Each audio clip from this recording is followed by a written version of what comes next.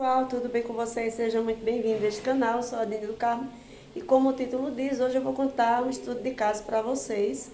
E a partir do momento que vocês forem assistindo os meus vídeos, vocês vão compreender porque eu sou tão a favor da inclusão escolar das crianças especiais na sala comum. E o caso de hoje, ele tem a ver com o funcionamento de uma criança que eu comecei a atender ela quando eu era coordenadora, quando eu tive que implantar a política de educação especial aqui no meu município. E eu era meio que uma espécie de bombril, digamos assim, porque além de coordenar, formar professores e formar a comunidade geral, eu também atendia as crianças, porque não havia um sistema de atendimento na área da educação aqui no meu município. E eis que eu fui chamada a avaliar uma criança, e essa criança ela tinha 5 anos, e a professora não conseguia ficar dentro da sala de aula, tampouco os colegas conseguiam conviver com ele. Então eu fui lá para observar e acabei trazendo ele para a minha realidade de atendimento. No princípio, o que mais essa criança falava era que ia fazer algo comigo. E ele só falava em sangue, sangue. Então eu fui trabalhando com ele até chegar um momento que ele desconstruiu essas atitudes. Passado o tempo, eu voltei para a sala de aula, dessa vez na sala do AE, e aí eu fui ser a professora do atendimento educacional especializado dele.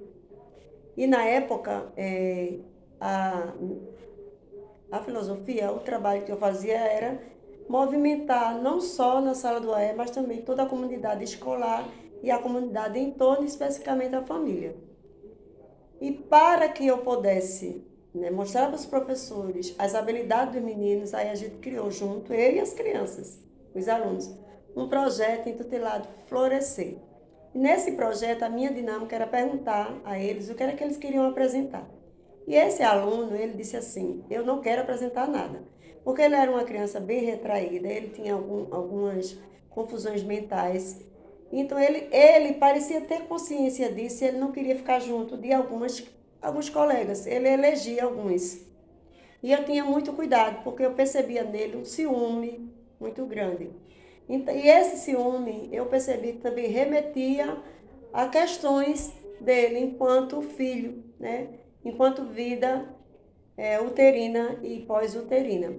E ele disse, eu não quero atender. Chegando o dia da apresentação, todos começaram a apresentar, o auditório estava cheio, com os parentes, a comunidade, professores e tudo mais. E eu comecei chamando os que iam apresentar, porque ele tinha dito a mim que não queria apresentar. E quando eu estava bem no palco, de repente ele chegou, eu pensei que ele ia caminhar, que de vez em quando ele gostava de dar umas caminhadas. Eu não sei de onde ele tirou aquele arame, então ele veio por trás de mim e colocou o arame aqui. E eu mantive a calma e coloquei os 2 dedos aqui e não me direcionei a ele. Chamei a cuidadora dele, que parecia não estar ali, e também a mãe. Aí eu chamei outra vez, a mãe veio e retirou ele. Passado esse momento, eu continuei com a apresentação com os meninos. Aí, terminada a apresentação, a mãe veio, trouxe ele e para que ele pedisse desculpa a mim. Aí foi quando eu perguntei o que aconteceu. Aí ela disse que ele tinha dito que queria apresentar. Aí eu lembrei a ele do fato anterior, que ele mesmo não queria, disse que não queria apresentar. E falei para ele, você não precisava ter feito aquilo, eu podia ter me machucado. Mas por que você não pediu para apresentar? Você apresentaria no momento aquilo que você quisesse. Passado o tempo, houve outro encontro, dessa vez um encontro mais restrito, e a mãe dele disse assim, ele disse que quer aprender. Olha, esse aluno, ele tinha uma habilidade, ele tem ainda, é claro, uma habilidade de fazer escultura com papel torcido. E eu aproveitava essa habilidade para trabalhar com ele outras habilidades. E ele deu um show nesse dia da apresentação. Ele explicou, ele já era um adolescente, ele explicou para todo mundo que estava ali como fazia, parecia uma pessoa que estava dando uma formação. Então, o diferencial, para mim, eu acredito que É essa afetividade que eu trago comigo, né? De ver, né, a possibilidade e também, a gente não pode esquecer que a gente precisa também, enquanto pessoa que está com essas crianças, a gente ter a habilidade, né, a calmaria e trabalhar essa calmaria o tempo inteiro. Então, todo momento que eu trabalhava com eles, com todos eles, com professores e tudo mais de formação, eu trabalhei a minha calmaria, né? Os meus reflexos para poder agir diante de uma situação dessa.